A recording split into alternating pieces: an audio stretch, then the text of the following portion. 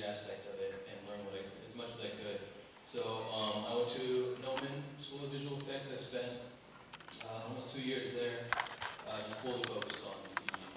And at that point, it really helped me. I'm sure maybe like a lot of you guys, I really didn't have a focus. I didn't know what I wanted to do. I liked every part of CG. But I really fell in love with environments while I was there, and the possibilities of kind of creating your own world and all of these other cool things. So that's what I focused on and eventually graduated. I was lucky enough to work at Blizzard in the map painting department as my first job. Pretty lucky first job. And from then, I'm now actually working in real-time video games, so doing actual environments for currently the Call of Duty series. So I want to show some stuff here.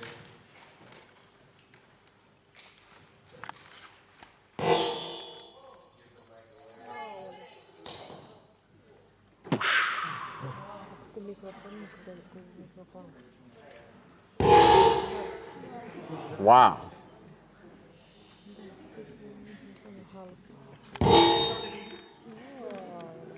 Kill it with fire.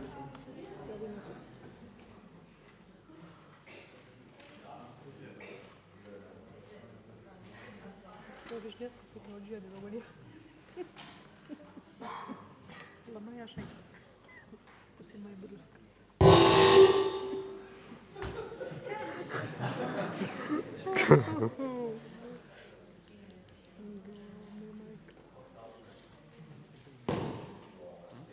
Hello? Yeah.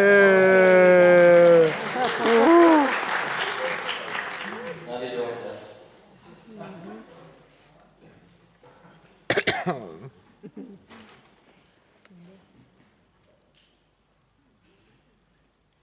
So this is my current demo reel. It's a mix of stuff I worked on at Blizzard and also personal projects. I won't go too much into personal projects. During the demo, I'll talk more about that. But doing personal artwork is really one of the main things that's really gotten me where I am. Obviously, work experience is huge and important, but being able to show people that, like, hey, this is all me, this is everything I've done myself, 100% is a lot more impressive, and people can understand a lot better. So for sound.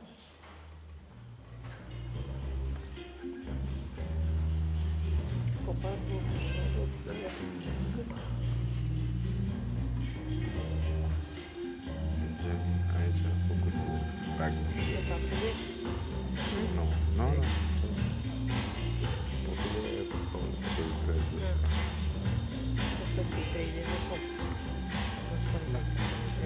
Nu, sunt jocuri.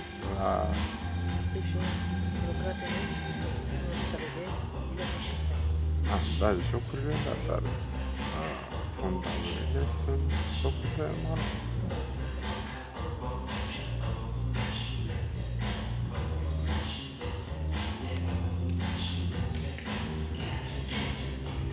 Realizarea de personal n-au fost făcute, toate făcute de el.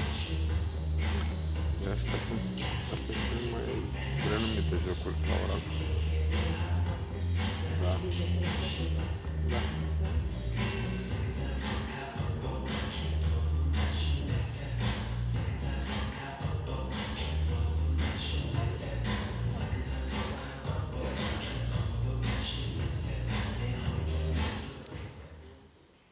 So from that, essentially, as I said, I moved more into in-game environments.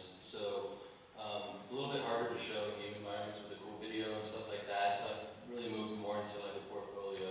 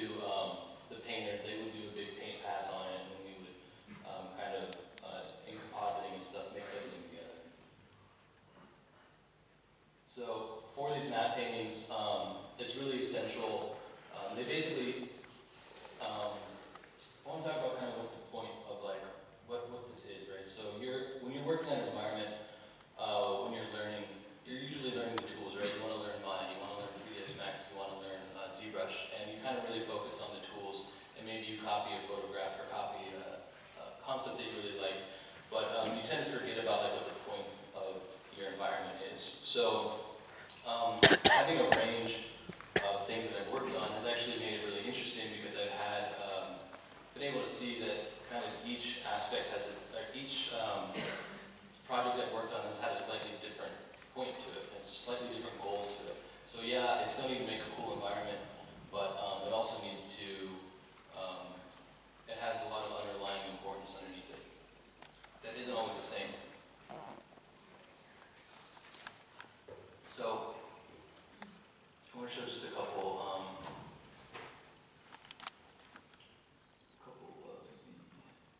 cinematics I worked on. They're not super long.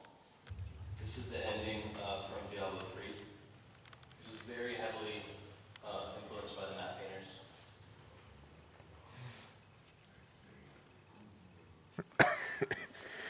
Let's see if I can load it and see that again.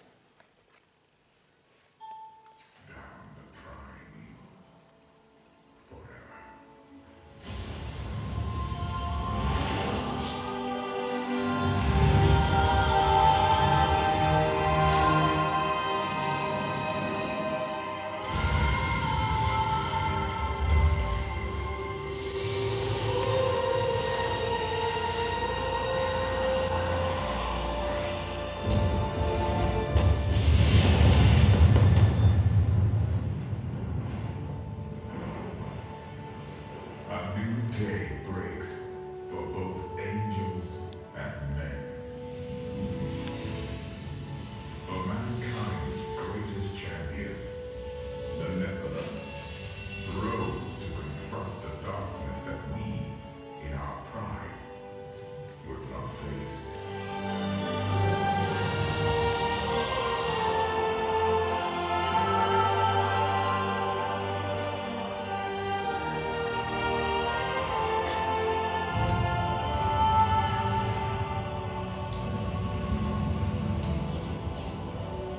My brethren, I will take my place among you once again.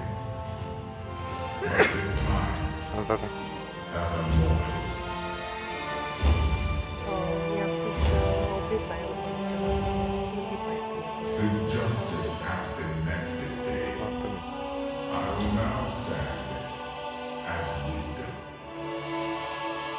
On behalf of those who risked all to save us.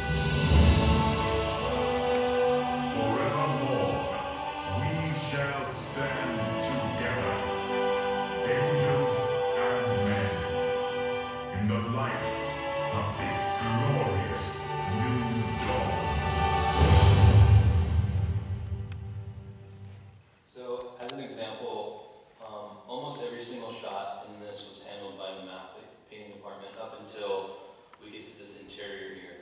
So even shots that are up close like this, these were two separate, I keep saying paintings, but remember a lot of it's 3D, that is faded in compositing. And that's one of the reasons that this cinematic was kind of added in at the end and really tweaked a bit to be able to get this kind of grand feel, just because of the tools and stuff that we had. So some of the things that map painting department's really in charge of, and things that we were doing a lot were skies. So pretty much every time you see a sky in the back of a Blizzard cinematic, the map painting department had a hand in that. Usually it would help with the overall composition, it would help set the mood. But a lot of times it was just needed to be there, didn't need to draw attention to itself. It wasn't a big deal. The other thing that you see a lot is establishing shots. So things like a shot like this. It's pretty dark, but this is essentially setting the location for the cinematic to continue. So you're now we know like we need to go. We're actually going into this church, and we're going to have a scene inside this church.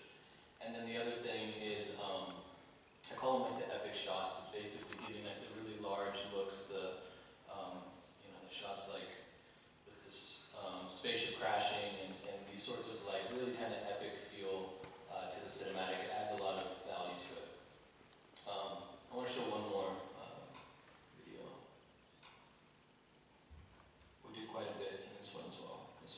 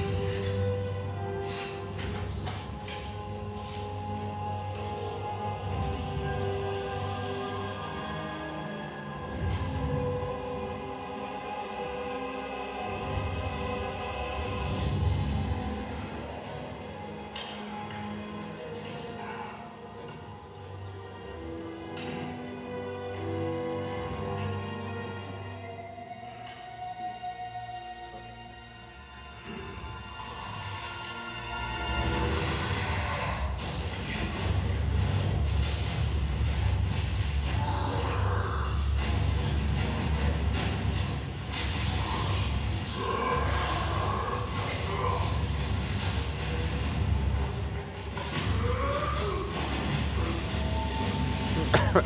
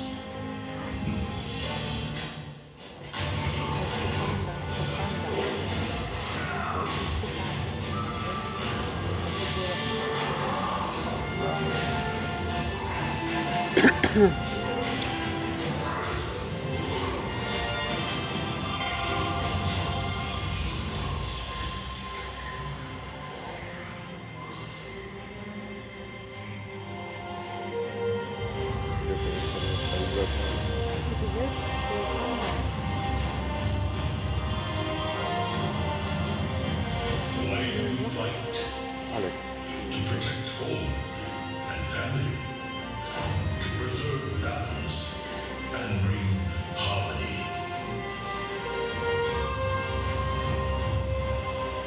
For my kind, the true question is, what is worth fighting for?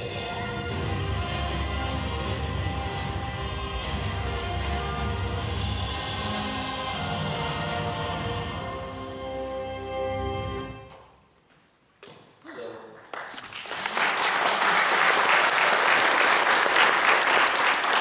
that was really one of my favorites, like the humor and the style and stuff involved was great. But as you can see, being able to work with such a just awesome team like that was really, really lucky for me, especially as first job was kind of insane. This was, unfortunately, it's not the full size. I want to say it was 4K, but it might have been 8K by 8K. At the time, Blizzard wasn't rendering out their final frames even at full HD. So we got to work on the map paintings a bit smaller.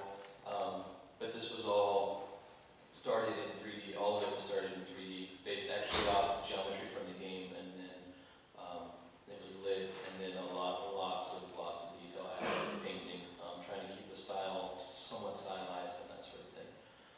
So again, obviously working on with people of that caliber, and especially the map painting team that really focused on the composition, the color, the details, just the full image of an environment was really, really useful and inspiring for me. But once I decided to move on more into in-game things, I was able to kind of have those fundamentals moving forward, even though the challenges of in-game were quite a bit different.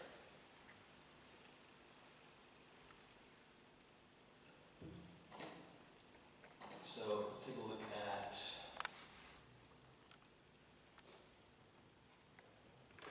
basically I moved into single player stuff. So sorry. I like to freeform it a little bit more so I don't have slides so I can kind of bounce around and do whatever. So basically switching into in-game was an interesting switch for me, a lot different techniques and stuff involved. But again, I had that background from the map painting fundamentals that really helped me. But I quickly learned that it had quite a bit different demands for working on a video game. The biggest thing that artists should know when they're working on a game is that it's not really a venue as much for showing off your great artwork and that sort of thing. There's room for that, obviously, but it's a video game. The gameplay needs to really work well, and it needs to be fun, right? Or no one's going to play it. So the main goal is basically whatever your art is, it should really help the gameplay and not really be about just the art. This means working closely with the game designers and the directors to really make sure that everything you're doing is helping. And the biggest difference you'll find between these cinematics and the things like an actual real-time game is that you don't necessarily have control over where the player So in the cinematic, we can do this awesome, great fights, these great backgrounds, and we can really make sure that, like, hey, you're looking right here, we're shining the light right on it, the camera's moving into it, and it's great. Obviously, with video games, if you've ever, seen your parents play or anything, a lot of times they're looking up at the ceiling or down at the ground, and just confused overall or whatever. And if you play it like me or in my other environment, artist friends, we're looking at walls and seeing how they did things. But you still got to be able to play the game from there. So one of the biggest things that I've learned is that you need to learn to guide the player, essentially. So we can't really control the camera that much. Some games, and by the way, there's a huge amount of genres of games. Obviously, most of my experience has been with first-person shooters, which is where most of my notes and stuff are coming from. It's completely different for a puzzle game or for lots of different stuff. But typically, for first-person shooters, we don't typically like to take the camera control away from the player. A first-person shooter is supposed to be more immersive, right? And so taking the camera away to make it look at something can be kind of disorienting, especially with virtual reality coming out now. It's actually very disorienting. But we can play with that a little bit to help guide the player. We can also have NPCs. Call of Duty, for instance, has a squad that's always coming with you. So if you have a particular challenging area where you can't get the player to look or do something, you just make all the squad go over to it, and you kind of have to look at it at that point. But we can also use color. We can use detail. Lighting is a huge one. And all of those will help guide the player to what you need to look at. So it might be an important story element, it might be something you need to solve a puzzle, or it might just be like smoothly getting the player from one part of the level to the other.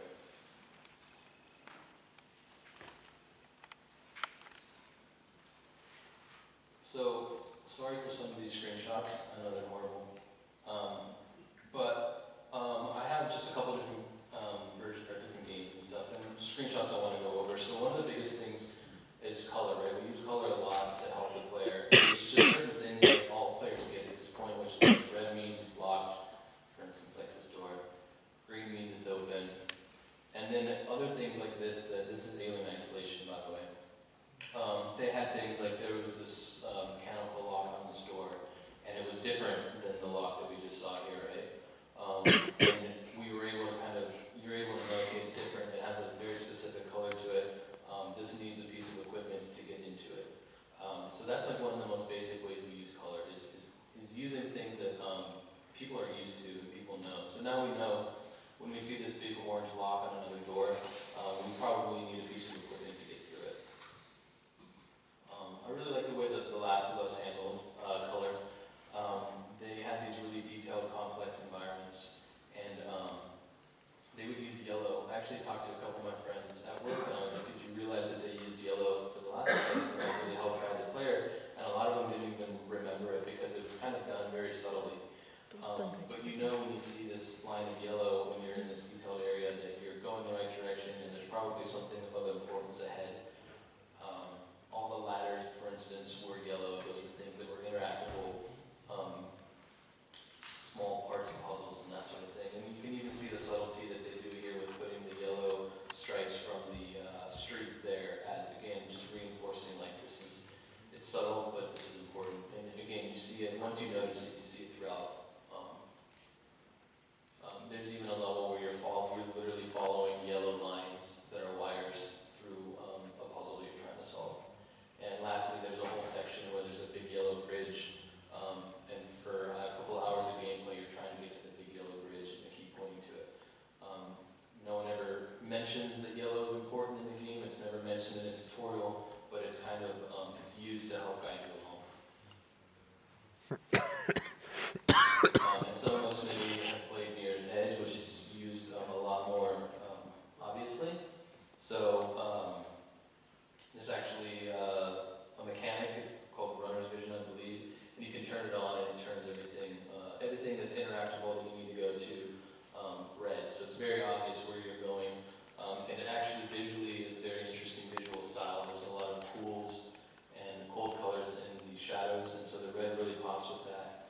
And this gameplay, again, it helps the gameplay, right? There's very fast motions that need to be, fast decisions that need to be made, quick motions, and being able to quickly see where you need to go is really helpful, as well as having big red structures as like, oh, that's clearly my goal, similar to the bridge. This is kind of an interesting shot when you look back at it, because you can totally see exactly the line that the player would need to go. I thought this was interesting. This was actually a piece of fan art when I was looking for screenshots, and this was kind of like a work in progress. And then as he started adding the red in, it just makes it much more interesting. And you can obviously tell it's supposed to be Mirror's Edge, and it's almost like these pipes are pointing to the door where you're supposed to go. So there's just lots of great ways to use it. And it's become so iconic that when you see cosplay and people dressing up as the characters, there's always some sort of red something behind it. Even though it's part of the mechanic, it's actually become part of like the style of the game.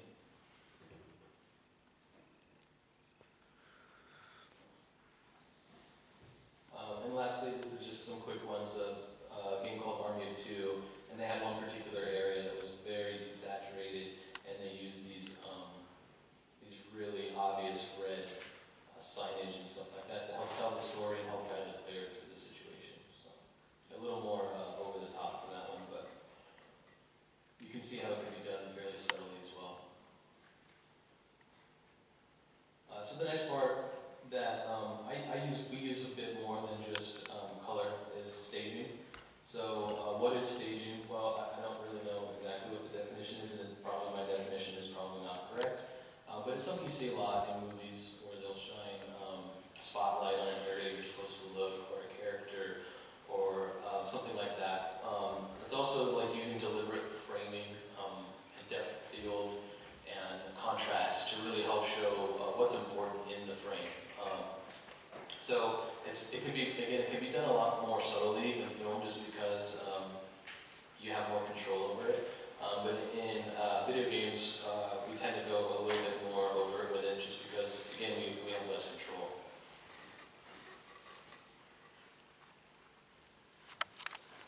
So I have some examples of that. So this is from Call of Duty Ghosts. There's this big church that collapses, and it's this big kind of story moment and everything. And one of the ways that we made sure that we saw this was that it's kind of hard to see, but there's essentially this path you have to take along the edge here. So you take that path, which is already funneling you to looking towards it, and then we also have it very brightly backlit. There's high contrast, and obviously movement, but this is very obviously framed for you. When it happens, I can't imagine playing through this and not noticing this happen. This is an interesting one because this door is actually the door that we are supposed to go through. So typically, if you want to help the player find something, again, you'll have the light shining on it. In this particular instance, it was a stealth section. You were supposed to be sneaky, so adding a big light in front of the door that you're waiting to open at felt really weird. So we ended up having to turn the light off. You can see there was a light up there similar to this one over here. But we did some other stuff where we had a nice lower intensity, warmer light shining on the edge here, and then added the obvious caution striping. And then once again, we're kind of lucky because we get to put the squad mates kind of posted up there. But I think even if the squad mates weren't there, we would probably be the place where we were supposed to go. This one's a little bit harder to read. There's a lot more detail happening here. This is a good example of nowadays, with the amount of detail that we have and that we can get into video games, we really need to focus more on staging and guiding the player. Though when you are moving, there are things like this light is very specifically shot here, again with bright colors to help lead you into it, and try to tone down some of the lighting in some of the other areas. And then another similar example, where this is the room we were supposed to go into, but we had to finish the artwork off for the rest of the area, so we have another similar room. But for this one, we keep the light on. It's much more bright, much more inviting, and for this one, we make sure to kind of keep the light off and darker, and it doesn't really seem like a very fun place to go in general. And something like this, again, this is another area where this was actually a very big story piece, and so we had to make sure that the way it was presented was very obvious. So you walk through a door, and this is the first thing you see, and it's dark at first, and then the lights, do the classic turn on and show this really crazy thing. And it really helps hopefully pop the silhouette of what's happening. It's really hard not to look at. And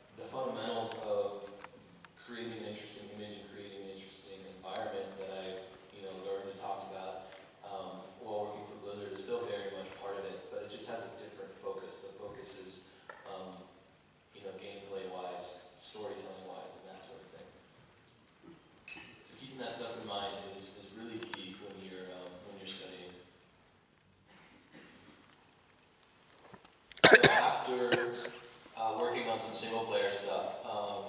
The game shipped and I was actually able to work on some multiplayer stuff. Once again, switching gears, even though very similar environments, cool environments, still ended up being quite a bit different of a goal overall.